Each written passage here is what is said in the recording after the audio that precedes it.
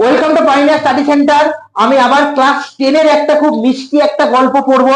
সেই গল্পটা নিয়ে আবার আমি তোমাদের ক্লাস নিচ্ছি। তো আমাদের যে সমস্ত অফলাইনে তোমরা পড়ছো তারা তো শুনতে পারবেই, এবং অনলাইনে যারা ক্লাসেস যারা দেখছো বা যারা আমার ভিডিও দেখবে তারাও কিন্তু ভালো করে বুঝবে, দেখবে। আচ্ছা, তো আবার আমি কিছু কথা বলতে চাই যে ইংলিশ যখন আমরা টেক্সট পড়বো বা কিছু শিখবো, তখন আমাদের এট ফার্স্ট মনে রাখতে হবে যে আমরা রেফারেন্স বই ইউজ করব না। এটা আমি আগের ভিডিওতেও বলেছি, আবার এখনো বলছি। তাহলে আর দেরি করবো না, চলো লেসন 1 ক্লাস 10 এর ফাদার্স হেল্প। লিখেছেন হচ্ছে আর কে নারায়ণ। তো আর কে নারায়ণ ওনার সম্পর্কে একটু ফার্স্ট জানবো। তো R K Narayan is one of the leading figure of early Indian literature in English. আগেকার আমাদের ইন্ডিয়ান লিটারেচারে, আমাদের ভারতীয় সাহিত্যর ইংলিশে কে না, ইনি একজন বিশাল বড় একজন ফিগার। ফিগার মানে কি একজন ব্যক্তিত্ব, ঠিক আছে, খুব ভালো ফেমাস একজন রাইটার উনি।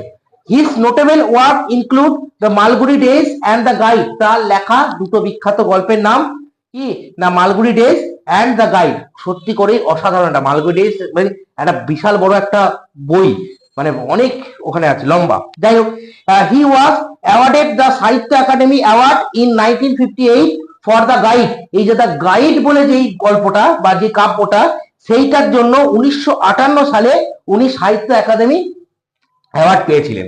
আচ্ছা, তারপর টেক্সট সম্পর্কে একটু দেওয়া আছে, বলছে the story and the edited excerpt from the Malgudi days. এই গল্পটা কোথা থেকে নেওয়া হয়েছে?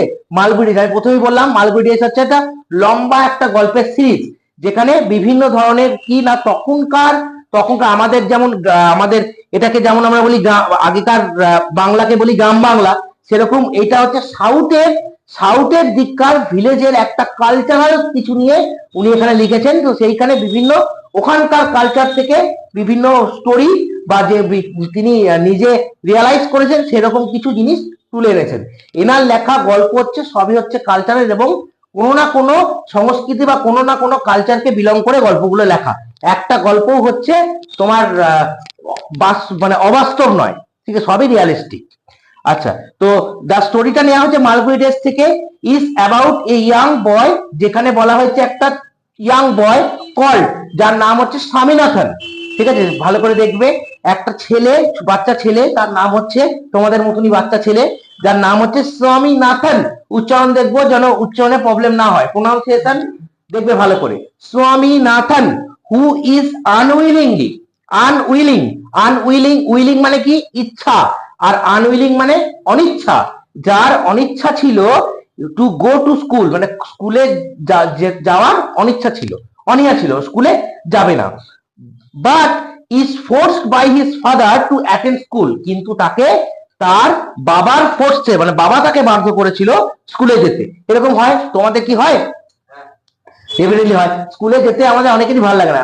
ইনফ্যাক্ট আমার নিজেরও ছোটবেলায় স্কুলে যেতে ভালো লাগতো না, আমিও স্কুল অফ করতাম। কিন্তু স্কুল অফ করে তোমাদের মতো ওই এদিক ওদিক চলে যেতাম না, স্কুল অফ করে বাড়িতেই থাকতাম। তো যাই হোক, তো বাবার বকুনিতে বা বাবার বাধ্যতে সে কিনা স্কুলে যেতে হয়েছিল।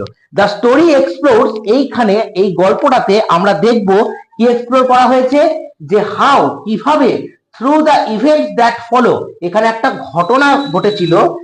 সেটা কি নাকি স্বামীর original reservation about his teacher, যে স্বামীর একটা অরিজিনাল একটা টিচার সম্পর্কে একটা ধারণা, কি টিচারের নাম কি, স্যামুয়েল স্যারের সম্পর্কে একটা ধারণা, যেটা গেট ট্রান্সফর্ম দ্য কনসিডারেবলি, যেটা পুরোপুরি ভাবে একেবারে অন্য কিছুতে রূপান্তরিত হয়।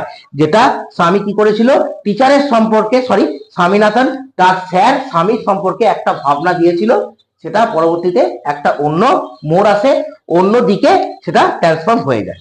তাহলে চলো ইউনিট 1 তাহলে এক ফার্স্ট স্টার্ট করব। লাইং ইন বেড, বিছানায় শুয়ে, lying in bed Swami realise with a shudder that it was Monday morning. বিছানায় শুয়ে স্বামী রিয়ালাইজ করলো, না রিয়ালাইজ মানে কি অনুভব করা, রিয়ালাইজ করলো উইথ এ শাডার। শাডার মানে কি হালকা কাঁপুনি, মানে কেঁপে যাওয়া, জ্বরে আমরা কাঁপি না, অতটা নয়, হালকা হালকা কাঁপা। That it was Monday morning, কেঁপে গেল, এবং জ্বরে নয়, এমনি ওর মনে হলো যে কাঁপুনি, দিয়ে ভাবলো যে কি, যে এটা হচ্ছে মন্ডে মর্নিং। মানে কি আবার তাকে স্কুলে যেতে হবে। লাস্টে সানডে কাটিয়েছে, সানডে ছুটি থাকে, তাহলে আবার মন্ডে মর্নিং মানে আবার কি তাকে স্কুলে যেতে হবে। It looked as though only a moment এগো ইট ওয়াজ ফ্রাইডে, তার মানে স্যাটারডে আর সানডে স্কুল ছুটি, নাকি এটা জাস্ট কিছুক্ষণ আগেকার কথা, একটা মুহূর্ত যেটা এই মাত্র কি কি ছিল, ফ্রাইডে ছিল। মানে ওর মনে হচ্ছে যে কি আবার আসছে, ইস আবার যেতে হবে, এরকম একটা ব্যাপার। এই তো ফ্রাইডেটা কিছুক্ষণ আগে ছিল, চলে গেল, আবার মন্ডে চলে এলো, মানে আবার সোমবার চলে এলো, আবার স্কুলে যেতে হবে।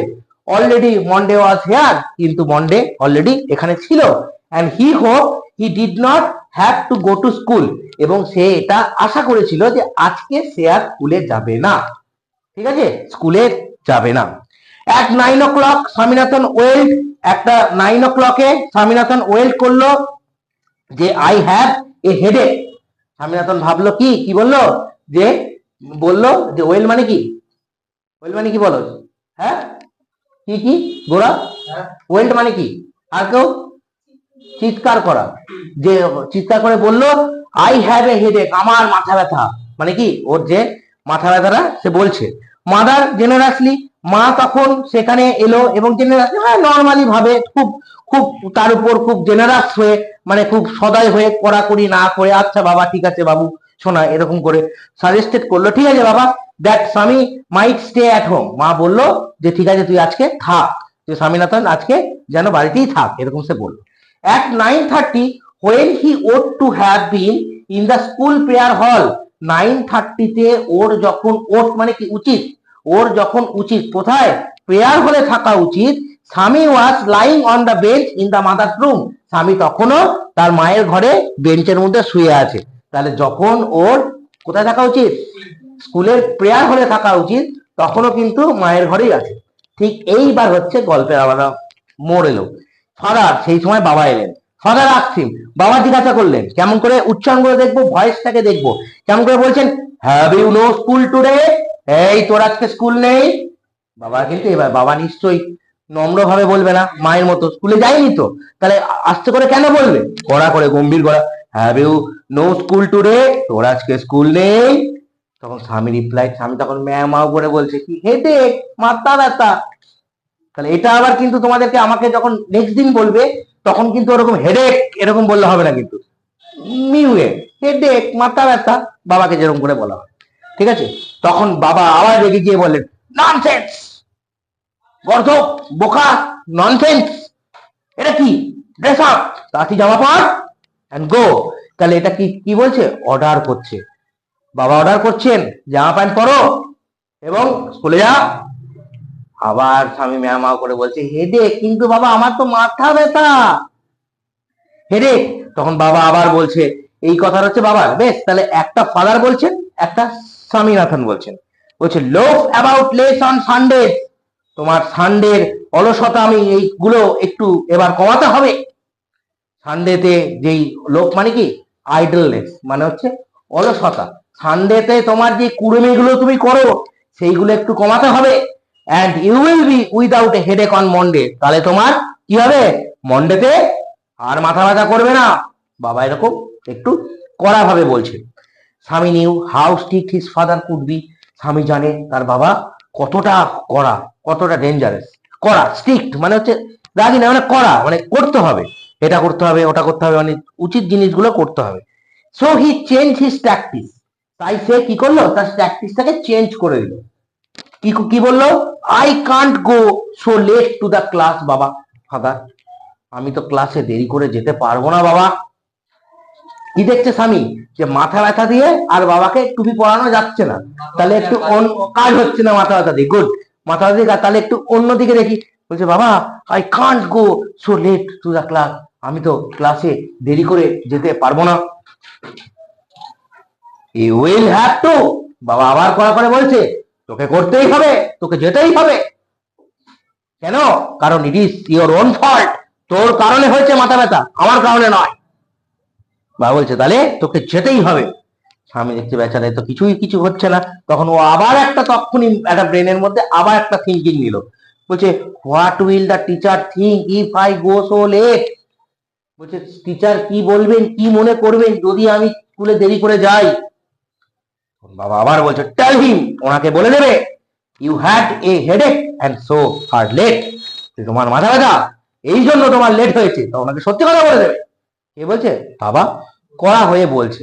তখন ও দেখছি যে আবার কাজ হচ্ছে, আবার কিছু একটা বানাই, মানে সবই হচ্ছে মিথ্যার উপর মিথ্যা চাপাচ্ছে। বলি না যে একটা মিথ্যা, বলে না মা বাবারা যে একটা মিথ্যা ভাবতে হাজারটা মিথ্যা, সেরকম একটা পর একটা, কিন্তু এত টুকর ব্রেন, মানে ইনস্ট্যান্ট কিন্তু মিথ্যার পর মিথ্যা বলেই যাচ্ছে।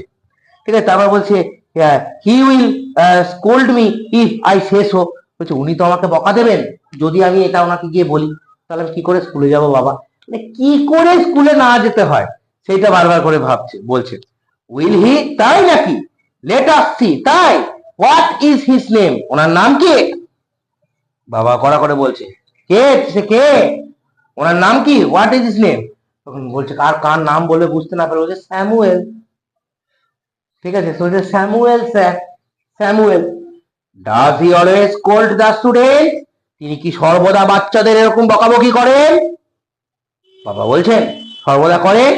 বলছে he is a very angry man, he is specially angry with boys who come in late, বলছে তিনি খুব রাগী একজন টিচার বাবা, তিনি আরো বেশি খেপে যান, আরো বেশি রেগে যান ওই সমস্ত বাচ্চাদের উপর যারা স্কুলে লেট করে আসে। মানে কিভাবে একটা মিথ্যা একটা জিনিস স্যারের উপর চাপিয়ে দিল, ঠিক যেরকম আমাদের স্কুলে গৌস স্যার, ব্যক্তিটা এতটাই ভালো মানুষ, তাকে গিয়ে একটা ব্লেম মিথ্যা চাপিয়ে দিল। যাই হোক, তো I would not like to go late to Samuel's class, তাই বাবা আমি স্যামুয়েল স্যারের ক্লাসে একদমই দেরি করে যেতে পারবো না, আমাকে ক্ষমা করো। এটা এখানে বলা নেই, আমি বললাম। If he is so angry why not tell your headmaster about it, তিনি যদি এতই রাগী হন তাহলে ওনার ব্যাপারে তোমরা হেডমাস্টারকে কিছু বলনি কেন? বাবা আবার বলছেন কড়া করে, তোমাদেরকেও কিন্তু পড়াটা এরকম করেই বলতে হবে, একটা কড়া সুরে আর একটা পোলাইট। ঠিক আছে, একটা রুডলি একটা পোলাইট। বাবা যখন বলছেন তখন হচ্ছে রুডলি, আর হ্যাঁ মানে রেগে রেগে, যেমন করে আমি এক্সপ্রেস করছি ওইভাবেই নেক্সট দিন কিন্তু বলতে হবে। বলছে they say that even the headmaster is afraid of him, বলছে ওরা বলে, দে বলতে তারা বা ওরা, ওরা ওরা বলতে কে, আদার্স, আদার্স সবাই, আদার্স স্কুলে আদার্স সবাইরা বলে যে that even the headmaster is afraid of হিম, যে ওনাকে একমাত্র মানে এমনকি হেডমাস্টারও বাবা ভয় পায়, উনি এতটাই ডেঞ্জারাস। এই জন্য ওনার এতটাই উনি ডেঞ্জারাস যে এই জন্য হেডমাস্টারকেও আমরা বলতে পারি না, কারণ হেডমাস্টারও নাকি স্যামুয়েল স্যারকে দেখে ভয় পায়। তো যাই হোক, এটা হচ্ছে আমাদের ক্লাস 10-এর ফাদার্স হেল্প বলে যে গল্পটা, তার লেসন 1-এর পার্ট 1টা আমি তোমাদের সাথে শেয়ার করলাম, যার ইজি ওয়েতে বেঙ্গলি মিনিংয়ে। তো আমি আবারও একই কথা বলছি যে সবাই যদি যারা আমার ভিডিও দেখবে, ভিডিও দেখো, কিন্তু বাচ্চাদেরকে বলছি প্লিজ তোমরা রেফারেন্স বই ফলো করো না, রেফারেন্স বইয়ের হ্যাবিট ভীষণ বাজে। তো যাই হোক, তো এটাই তো পাইনিয়ার স্টাডি সেন্টারে আবার আমি সবাইকে ওয়েলকাম জানাচ্ছি যে আমাদের এটা নতুন একটা প্রচেষ্টা যে আমরা এবার যেটাই অনলাইন মানে অফলাইন ক্লাসে যেটাই আমরা পড়াবো সেটাই কিন্তু রেকর্ডিং করে তোমাদের সাথে শেয়ার করব। তো ঠিক আছে, আবার নেক্সট পার্টে আবার আমরা নেক্সট ভিডিও করব নেক্সট পার্টে। চলো তাহলে আজকে